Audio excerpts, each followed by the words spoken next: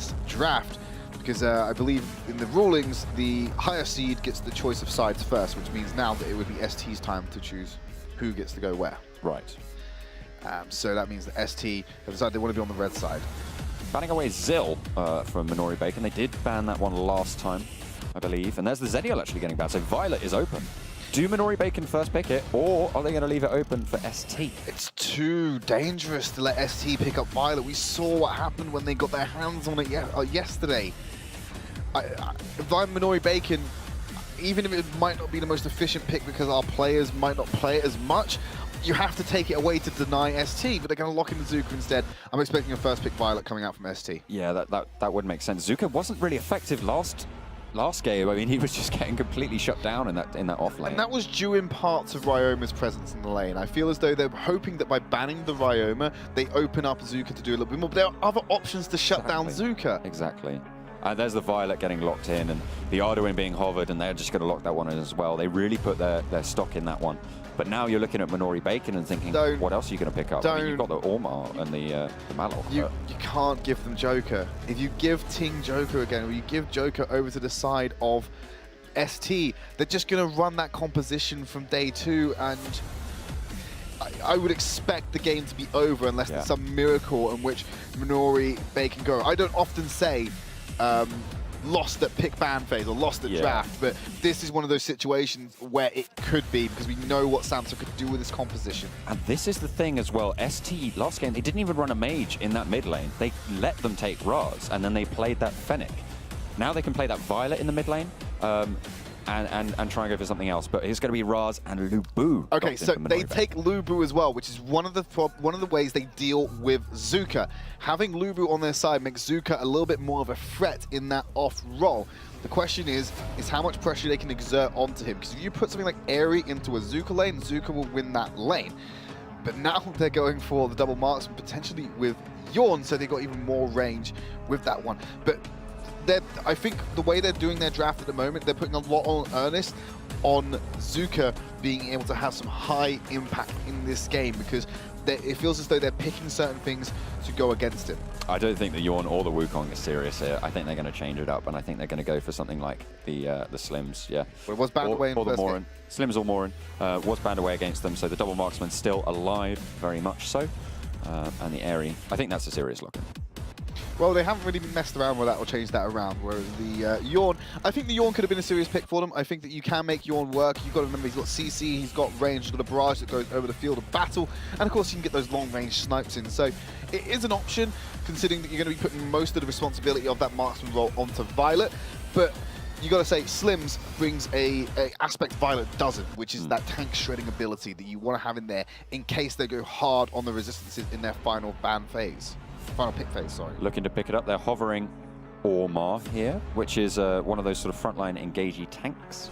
Again, just could get shredded away by the Slims. And there's Ephis being hovered as well. Both of those viable in the composition. They have got a little bit more mobility this time that they didn't really have last time. So I'm imagining these will get locked in. And they're going to need that mobility. They're going to want to keep up with Violet, keep up with Slims, and take out those marksmen. Otherwise, they're just going to shred through you when it comes round to the mid to late game.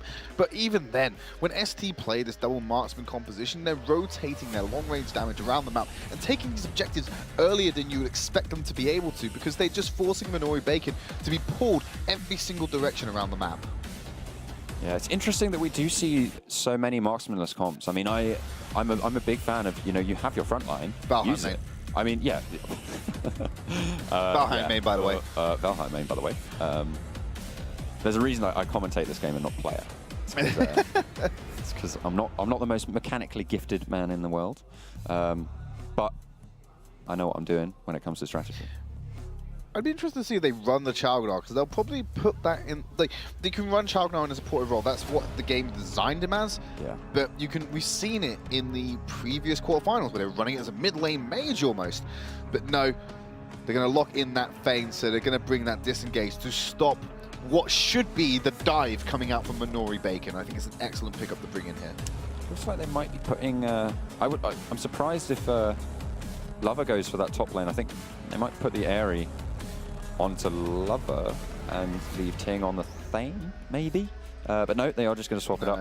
So we'll see where they do opt to put those heroes. I'm imagining Thane might be off lane as Ting goes for a little bit of a roam, but not too sure. I feel as though what they'll do is, I think they're going to put either Janya or Hualin with Lover in the lane, in one of the lanes. That makes more sense. To have a little bit of support, and they probably want to try and stack him into...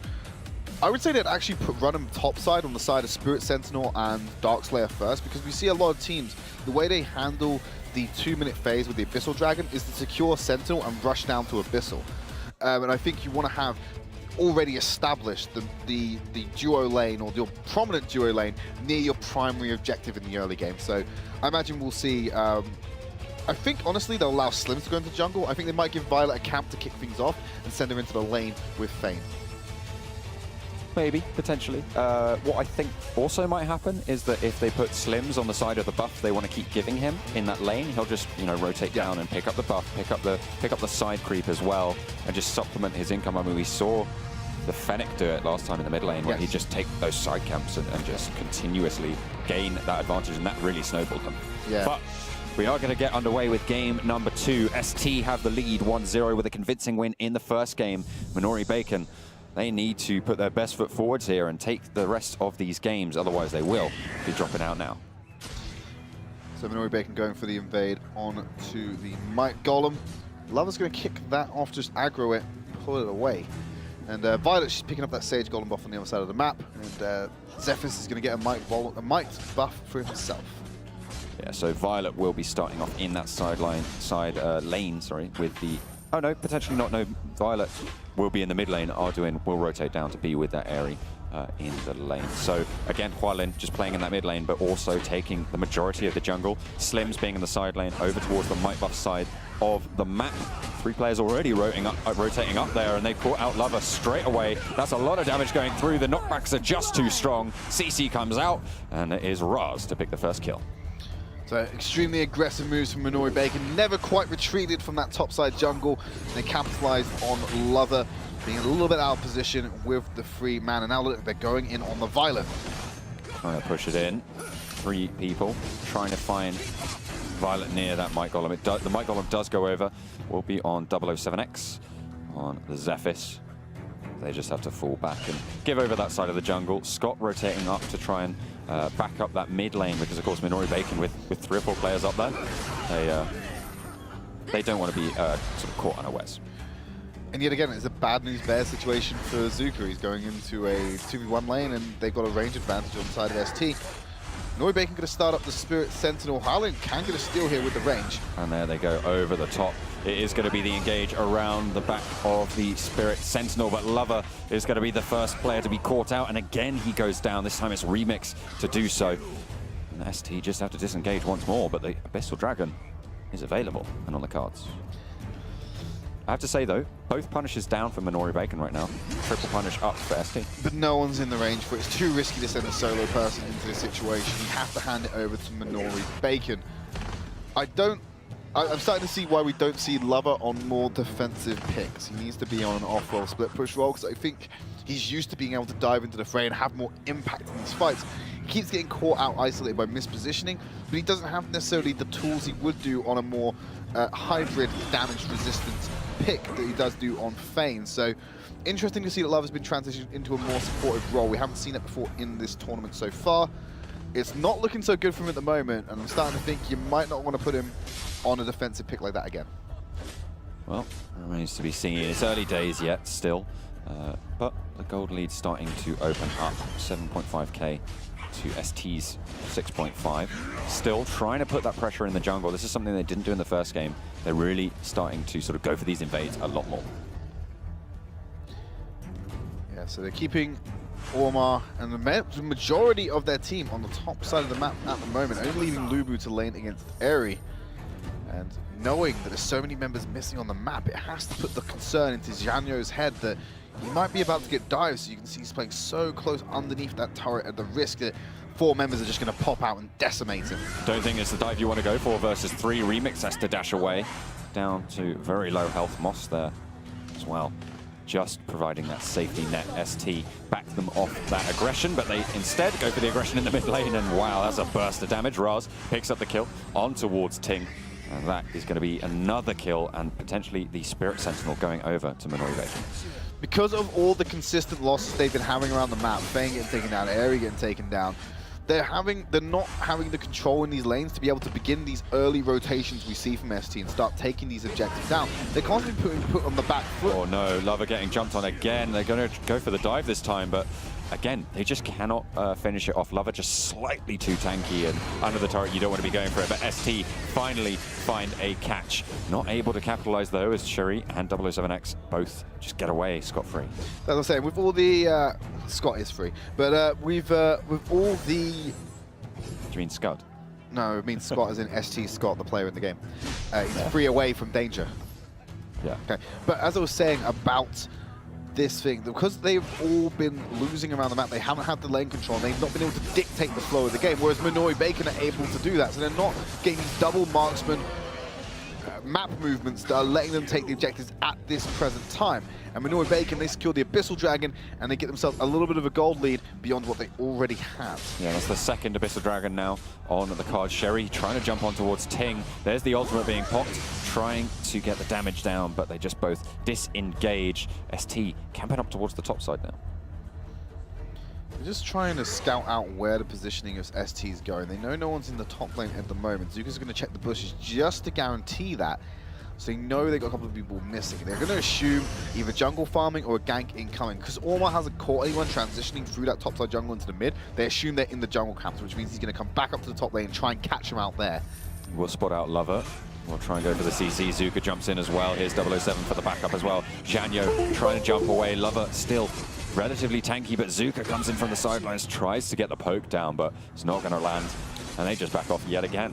007 just out of range of getting that knock-up. Only by a sliver did he miss it onto Lover, and that surely would have made that kill even more likely.